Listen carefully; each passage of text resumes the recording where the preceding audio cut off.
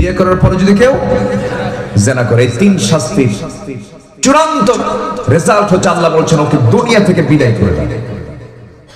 এটা কি মোল্লার হুকুম না আল্লাহর হুকুম? কার হুকুম? হুকুমটা কার? আল্লাহ। যারা পারেন ঠোঁট মিলিয়ে বলুন রব্বানা আতিনা ফিদ দুনিয়া হাসানাতাও ওয়া ফিল আখিরাতি হাসানাতাও ওয়া কিনা আযাবান নার ওয়াজআলনাল জান্নাতা মা'আল আবরার। জোরে বলুন আল্লাহু আকবার। এখানে দুনিয়াও আছে, আখিরাতও আছে। আগে আখিরাত না আগে দুনিয়া? বলেন বলেন বলেন। এখানে আমরা যে দোয়া চাচ্ছি, আমরা কি আখিরাত আগে চাচ্ছি না দুনিয়া আগে চাচ্ছি? রব্বানা আতিনা ফিদ দুনিয়া হাসানা ওয়া ফিল আখিরাতি হাসানা। দুনিয়াকে সাজাবো আমরা কোরআন দিয়ে, ইসলাম দিয়ে। জোরে বলি ইনশাআল্লাহ।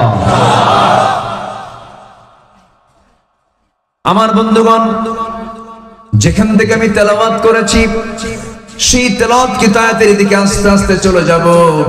দুনিয়াকে সাজাবো আমরা, দুনিয়া সাজিয়ে আমরা আখিরাতকে আমরা সুন্দর করে প্রস্তুতি নিয়ে ফেলবো। আখিরাতের দুনিয়া যার সুন্দর সাজানো হয়ে যাবে, আখিরাত তার জন্য মহা বড় নিয়ামতে সে ধন্য হয়ে যাবে, জান্নাত সে পেয়ে যাবে। আখিরাতের প্রস্তুতির জন্য দুনিয়ার জীবনে আমরা 15টা কাজ দিয়ে আমরা আমাদের জীবনটাকে সাজিয়ে নেব। কয়টা কাজ দিয়ে বলেন? বলেন কয়টা? বলেন 15টা কাজ দিয়ে আমরা জীবনটাকে সাজিয়ে নেব। আমি কিন্তু একটাও বলি নাই, ধীরে ধীরে একটা একটা করে বলবো। বলেন সময় দরকার আছে কিনা? আমাকে সময় দিচ্ছেন তো? খুব সুন্দর মানুষ আপনারা, কোন মানুষের নড়াচড়া নেই। বলি আলহামদুলিল্লাহ। 15টা কাজ দিয়ে আমরা আমাদের জীবনটাকে সাজিয়ে নেব।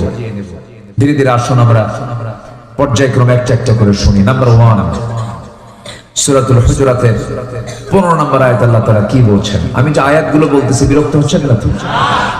আয়াত যত বেশি হবে বরকত তত বেশি হবে। আর আয়াত নাই যে আলোচনায়, ওটা আলোচনা না, ওটা আলুসানা। ওটা কি? আলুসানা, ওটা আলোচনা নয়। এরকম আলোচনাও কিন্তু আমার দেশে আছে। একটা আয়াতও কয় না, একটা হাদিসও কয় না। আছে কিনা? আছে।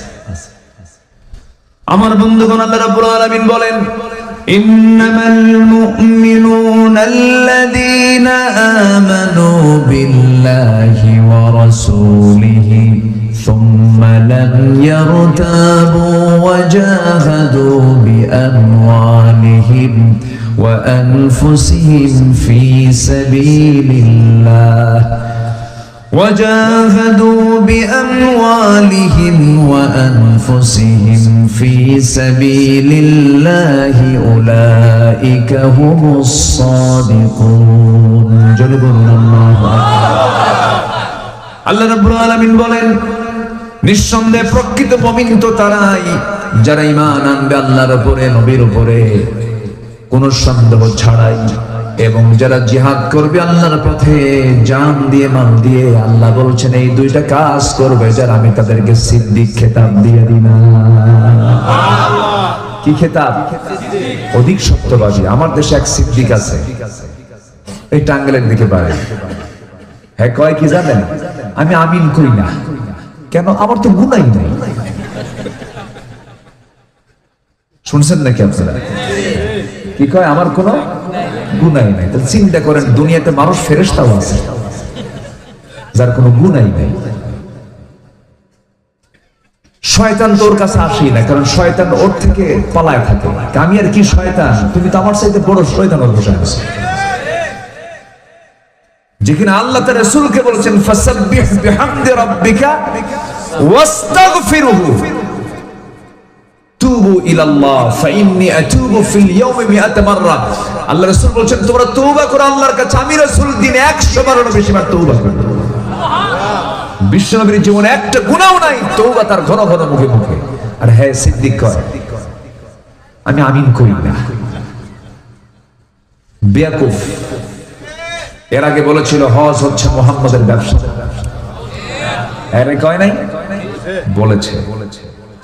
ইসলাম রাষ্ট্রীয় পর্যায়ে থাকলে এই সমস্ত অপরাধের শাস্তি হতো কি জানেন? কোনো কথা নাই, একদম গর্দান উড়ায় যেত সব। ঠিক কিনা? আল্লাহর শরীয়তের বিরুদ্ধে কথা বলা বড় অপরাধ, সবচেয়ে বড় অপরাধ হচ্ছে এটা। তিনটা শাস্তি ইসলাম দিয়েছে কড়া। এক নম্বর হচ্ছে মুরতাদ যদি কেউ হয়, কোরআনের বিরুদ্ধে যদি কেউ কথা বলে বেঁচে থাকার কোনো অধিকার। নাম্বার 2 হলো যদি কেউ কাউকে হত্যা করে, কোনো ক্ষমা নাই, আল্লাহ ক্ষমা করতে মানা করেছেন, শেষ করে দাও। নাম্বার 3 হলো বিয়ে করার পর যদি কেউ জেনা করে, বিয়ে করার পর যদি কেউ জেনা করে, এই 3 শাস্তির চূড়ান্ত রেজাল্ট হচ্ছে আল্লাহ বলছেন ওকে দুনিয়া থেকে বিদায় করে দেন। এটা কি মোল্লার হুকুম না আল্লাহর হুকুম? কার হুকুম? হুকুমটা কার? আল্লাহ। কষ্ট পাচ্ছেন না তো?